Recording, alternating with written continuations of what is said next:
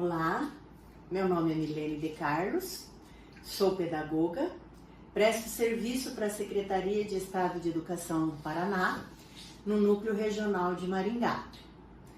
Este vídeo é para apresentar o plano de ação para estudos do PDE 2025. Como tema, eu elenquei as metodologias engajadoras e estratégias de ensino para o desenvolvimento das habilidades e competências. Por quê?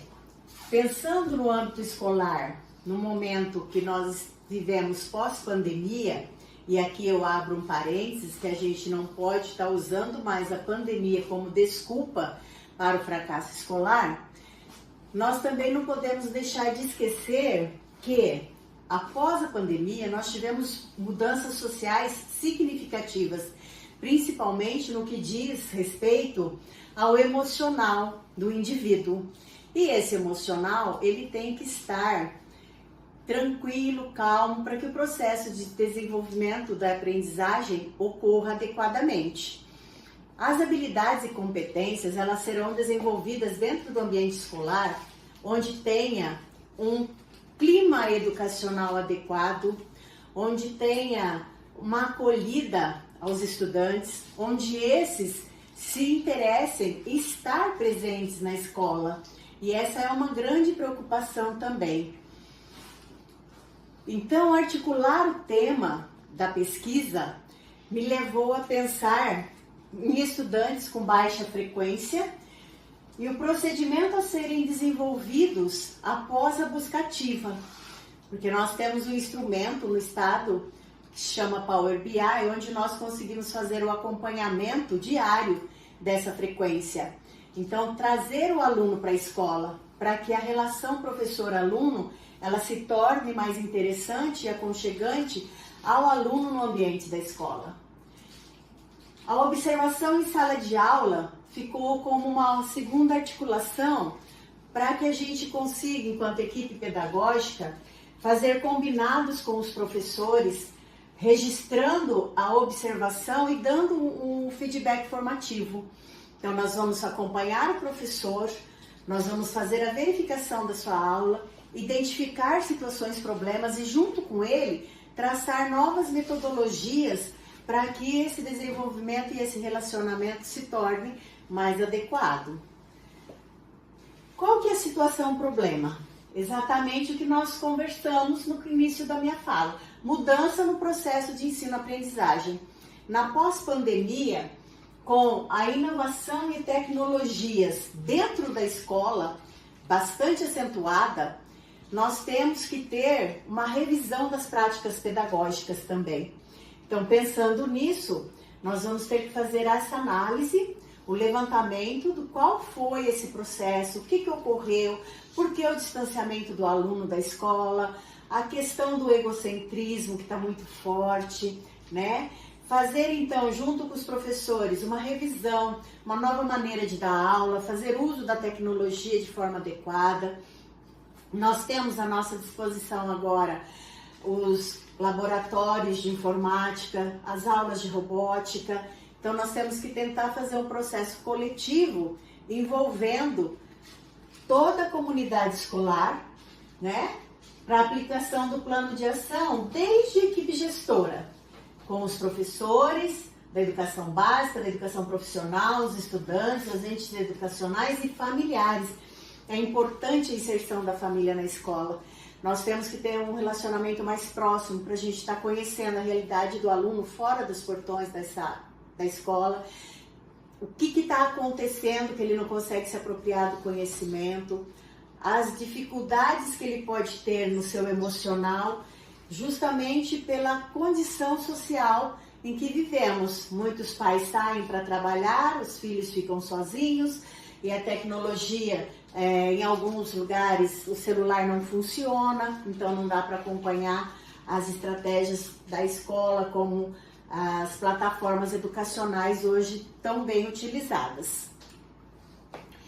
Como objetivo geral, eu verifico a importância de orientar e acompanhar os professores em seu planejamento, fazendo uso sempre da Base Nacional Comum Curricular, com vistas a desenvolver metodologias que levem o aluno a ser protagonista das suas aulas, para o desenvolvimento das suas habilidades e competências. Eu não posso mais ter aquela aula falada.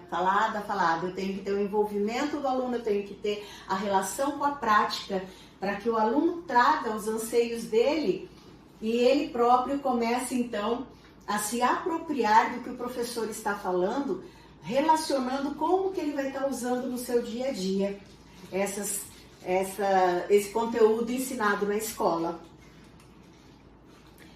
Especificamente, nós traçamos rever as práticas pedagógicas de ensino e aprendizagem, desenvolver adaptações curriculares. Então, temos lá o currículo do Estado do Paraná, temos registrado o plano de ação dos professores, o planejamento de suas aulas.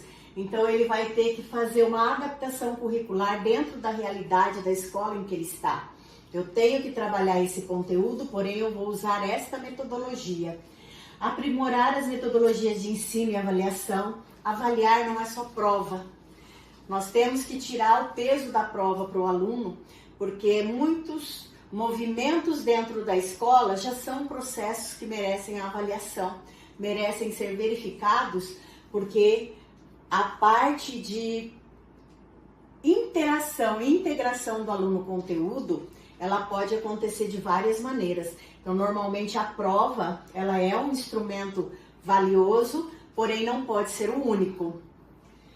Estimular a criatividade. Sempre que o professor traz para a sala de aula metodologias diferenciadas, ele vai conseguir a criatividade dos alunos, porque nós temos uma dificuldade em estar trabalhando com a tecnologia, não é? Porém, eles não. Eles pegam um celular rapidinho, desenvolvem ali um programa, desenvolvem um vídeo, fazem uma análise de estatística, de planilhas. Então, nós temos que estar estimulando que o aluno traga isso para dentro da sala de aula. Isso eu acredito que vai diminuir a evasão, porque depois desse processo de pandemia, nós criamos aquele egocentrismo. Então, muitos alunos têm a dificuldade de se relacionar. Então, aí vem a questão emocional, porque ficou muito tempo parado, agora como que vou me comportar na sociedade. Outros deixam de estudar para trabalhar, para cuidar das crianças em casa, para a família. Então, nós temos que estar dialogando com a família para poder fazer a inversão desse processo. Nós temos que estar com os alunos dentro da escola. E para isso, então, os nossos companheiros, os pais e responsáveis, trabalharão junto conosco para vislumbrar esse desenvolvimento intelectual da criança e das suas habilidades e competências. Quais ações e atividades nós vamos estar fazendo junto com a equipe docente? Verificar a necessidade e as dificuldades relativas ao processo de ensino-aprendizagem, acompanhar o rendimento dos alunos para o replanejamento das ações e intervenções, elaborar plano de atividade pedagógica de acordo com os descritores da Prova Paraná, com o menor índice de acerto, buscando uma ação integrada na escola, acompanhamento da hora-atividade dos professores, acompanhamento semanal do RCO e do Power BI de alunos com notas inferiores a 40 pontos. Esse suporte ao profissional, ele se torna importante uma vez que nós estamos percebendo a dificuldade do próprio profissional estar desenvolvendo com a tecnologia, estar saindo de um ambiente onde eu sou o transmissor do conhecimento para o mediador do conhecimento, né? Então, o profissional, ele precisa desse suporte. A equipe pedagógica tem que estar preparada e respaldada para que isso ocorra. As atividades para aprimorar o desempenho escolar, a equipe pedagógica consegue verificar através do registro de classe online. A Prova Paraná é uma prova diagnóstica externa, onde nós conseguimos ver com os resultados aplicados no Power BI os alunos, então, com notas inferiores a 40. Vamos buscar quais são os descritores de menor acerto, fazer a análise do conteúdo explanado no registro de classe online, para que nós tenhamos o planejamento dessa aula adequado à necessidade de melhoria no processo. As atividades: diagnosticar e aprimorar então o desempenho escolar com os alunos, dialogar nas salas de aula, observação do processo ensino-aprendizagem, atendimento individualizado aos alunos faltosos com os seus responsáveis, o acompanhamento do Power BI, como eu já citei, a análise da prova Paraná, as avaliações internas e o seu processo nas avaliações externas. Então, como o professor trabalha o conteúdo do RCO, comparando com os descritores da prova Paraná, para que nós tenhamos um bom rendimento, tanto na aprendizagem que o professor almeja no seu dia a dia, quanto o seu aluno saia em destaque nas avaliações externas. Aqui nós somos